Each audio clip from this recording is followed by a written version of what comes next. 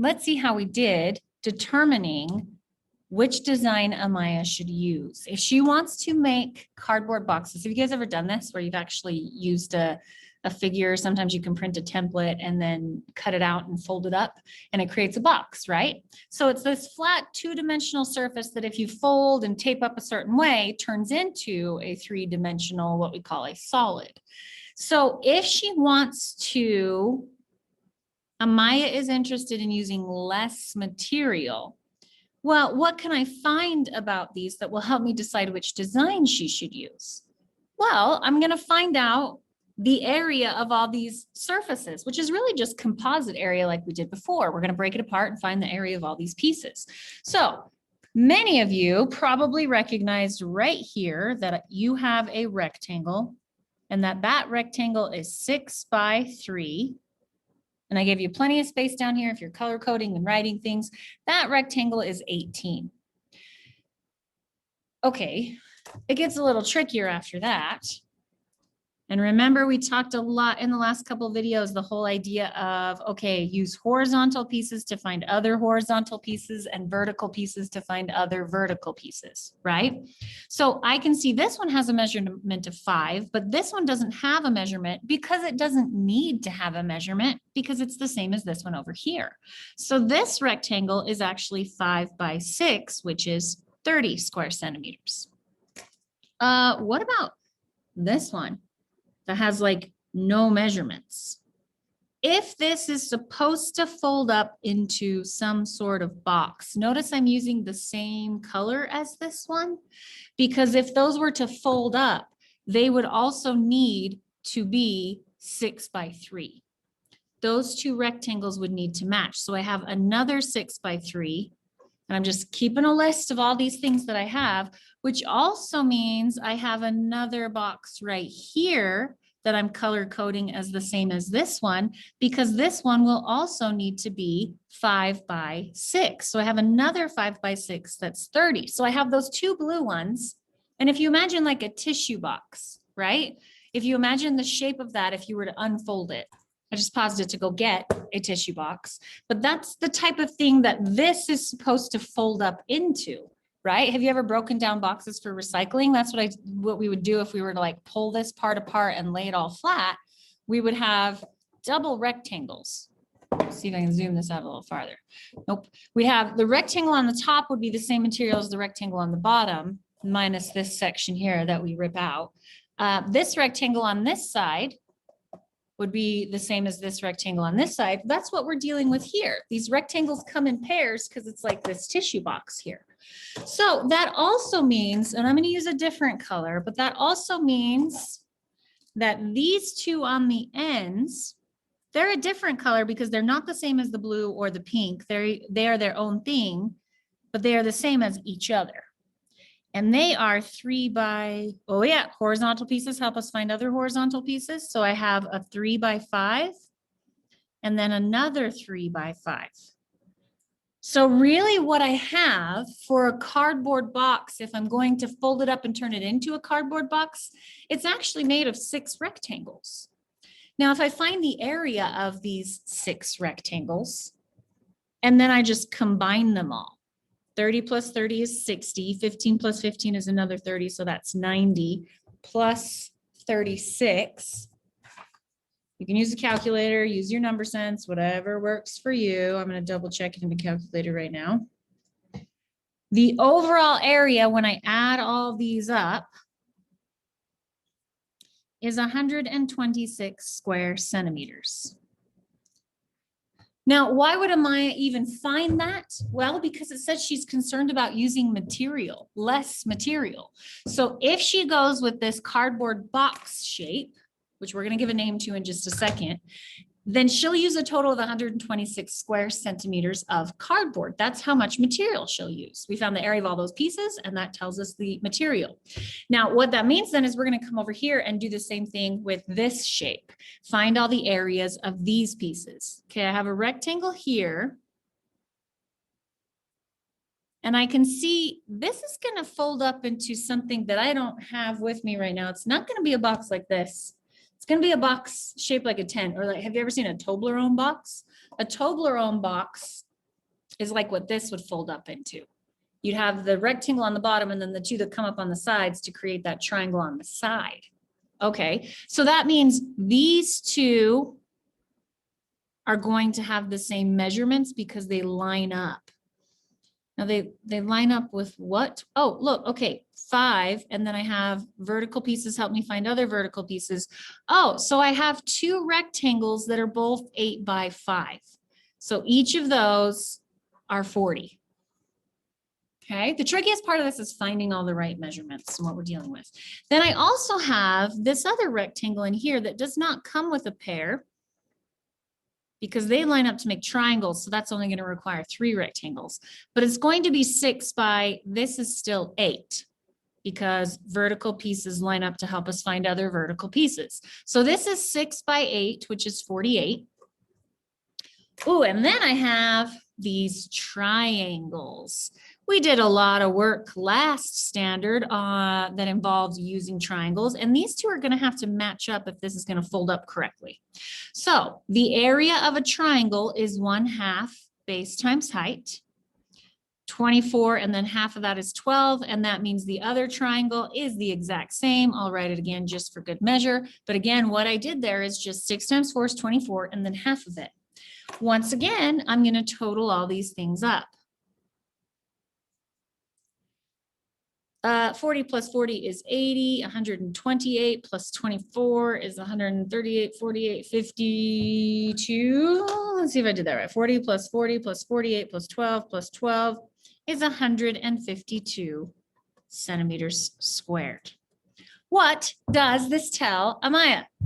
Well, if she's truly interested in using less material for her party favor boxes, if that's the main thing on her mind, if she doesn't really care about what shape they are, if she doesn't care about how much they hold, which one should she choose if she's only concerned about material?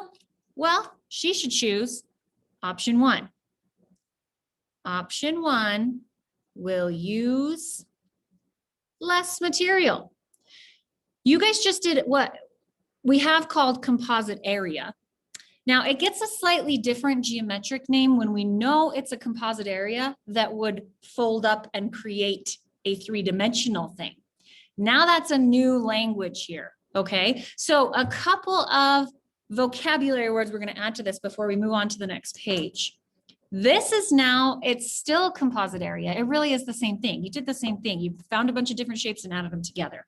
But it actually has a new name now. It's now called surface area, because it would fold up into a solid, because it would actually fold up and create a 3-dimensional figure, unlike some of those other composite areas we were looking at before.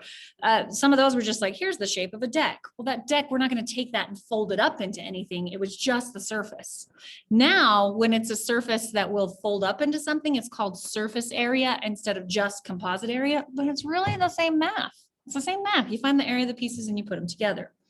Another thing that happens is that this gets a new name. These are not just called composite figures anymore. These are called, this is a net and this is a net. I believe that you've heard that before. You worked with them in 6th grade, maybe even got some grid paper and drew a bunch of them out. We're going to take that, what you did in 6th grade, and we're going to push it a little bit farther and try to become better at it and more mathematical at it. So with that in mind, flip your paper over now to page 78. Okay, here's where we're going to make sure we have the right language. Again, some of these words, you'll have heard them before. Some will be a little new to you, and we're just mostly going to work on getting better at them and everything going on. So what this says on page 78, you'll notice there's a pattern for all of these. It says understanding solids. So I have, and this is always tricky to write and draw on a piece of paper because we're putting a 3-dimensional thing on a 2-dimensional paper. It's easier if you can physically see the figure. So this, it says, what, name this solid. What is this called? Well, if all of the faces are squares, this is specifically called a cube. So make sure you get the correct language written down for that. This is called a cube. How many surfaces does this solid have? Well, the cool thing about these manipulatives is I can take off this little part and I can take out what is called the net. right? And I can actually physically lay it out. So I can see, oh, how many surfaces does this solid have? 1, 2, 3, 4, 5, 6. It has 6 surfaces. 6 of them. Okay. What are the shapes of these surfaces? Well, they are all squares. All 6 of them are squares. That's what makes it a cube, is the fact that all 6 of them are squares. So to draw a net of this, I'm just going to sketch what I see here in yellow. And there's more than one way you could do it. These two don't have to come off like this. You'd have one here and one down here, but you have to get all 6. And there's often a very common way we do it. So we'll try to sketch this. You're going to sketch all 6. You could even have 2 of them, since I did it kind of weird that way. You could have 2 of them come down like that, or 1 on each side. But all 6 of these are squares. And notice I didn't draw it perfectly. Mine are not perfect squares. This is not about drawing it perfectly. This is just about a place for future you to look when you need to remember when we're talking about a cube, the cube is the altogether solid. The squares, the 6 squares are the surfaces of that solid. And if you lay them all out, you get what we call a net. And that is a net because when you fold them all back up, turns into a solid. It's more than just a composite figure. It's a composite figure that folds back up into a solid. So now it's called a surface area, which is what we're going to work on next. All right, this figure, solid number 2. I have a for reals example of that here. This cute little purple one. See that? It's purple. What is this called? This is a lot like a cube, but there's some rectangles in it also. Along it could there could still be squares. Like this one happens to have squares on each end. It doesn't have to have any squares. What this one is called is a rectangular, and maybe you've heard of this before, but it is called a rectangular prism. That is a good key vocabulary word that we're going to work with a lot this year. A prism. By the end of this standard, you'll hopefully feel quite sure of what we mean when we say prism. Right now, you might not, and that's okay. We're getting there. But I am going to take the net out so that I can see how many surfaces does this have. Well, this also has 6, like a cube. But this time, all 6 of them just have to be rectangles. They don't specifically have to be squares. Some of them can be. Like on this one, I have 2 that are squares and 4 that are rectangles. But all 6 of them could be rectangles as well. I don't have to have any with equal sides. So draw a net for this. Okay, I'm going to draw, kind of go like this and make it 4. And then I know I have 2 more on these sides as well. Okay, and the difference is all squares in a cube, all rectangles in a rectangular prism, which means they don't have to have equal measurements. Okay, that's another one that we've probably seen and are going to become more mathematical with this year. How about this one? This one's fun. I'm pretty sure you've seen it.